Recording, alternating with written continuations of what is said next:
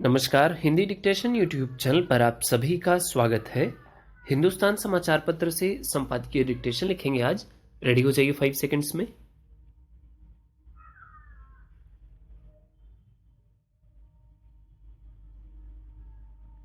दिल्ली सरकार को ज्यादा अधिकार का इंतजार था और सर्वोच्च न्यायालय के अनुकूल फैसले से बहुत हद तक उसकी मांग पूरी हुई है।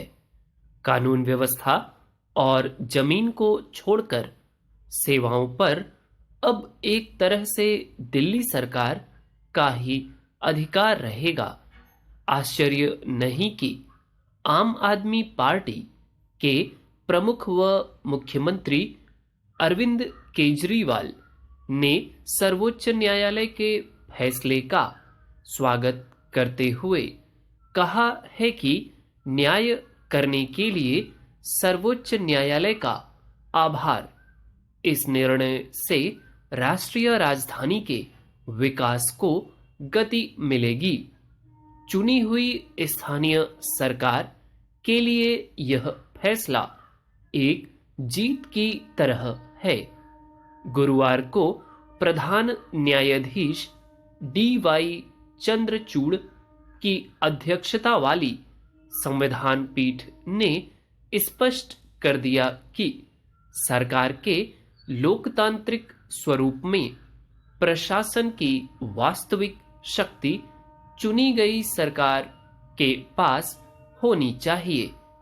संविधान पीठ ने बहुमत से न्यायमूर्ति अशोक भूषण के 2019 के फैसले से सहमत होने से इनकार कर दिया।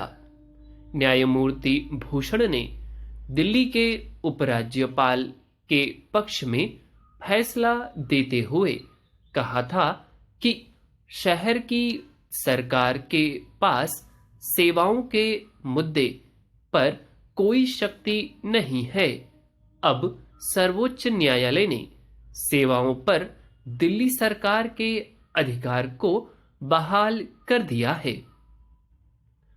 इस फैसले से सबसे बड़ा अंतर यह आएगा कि दिल्ली में तैनात अधिकारी अब केजरीवाल सरकार के प्रति जवाबदेह हो जाएंगे।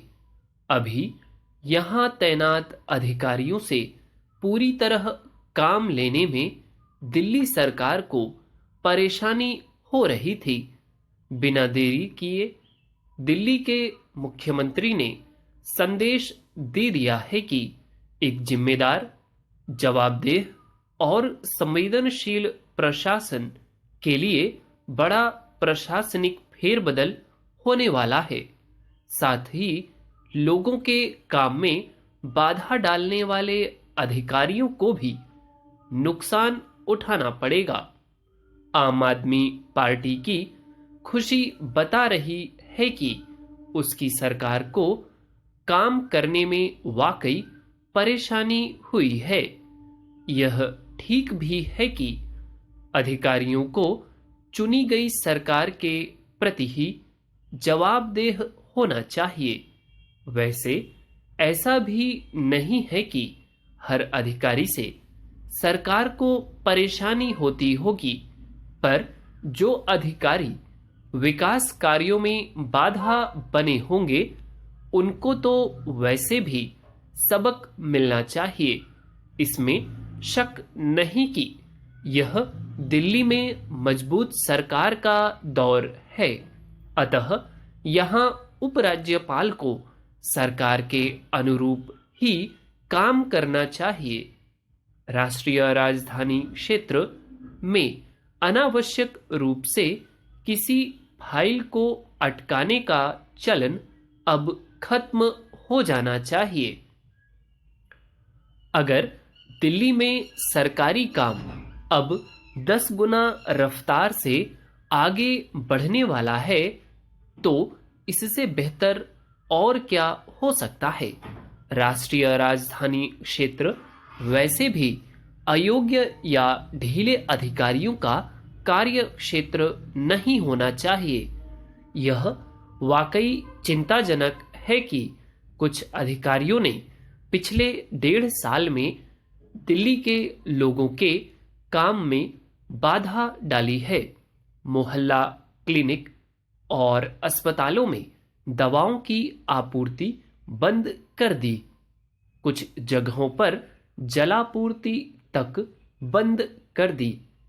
आम आदमी पार्टी के लिए यह फैसला एक अवसर लेकर आया है। अगर दिल्ली के विकास कार्य तेजी से होते हैं तो इससे पूरे देश को लाभ होगा। अगर दिल्ली सरकार को काम करने से रोका जा रहा था तो ऐसी राजनीति पर भी गंभीरता से लगाम लगनी चाहिए। एक दूसरा पहलू भी है। अब दिल्ली सरकार काम रुकने की कोई वजह नहीं गिना पाएगी। उसे दिल्ली में प्रशासन का एक जवाबदेह मॉडल बनाना होगा।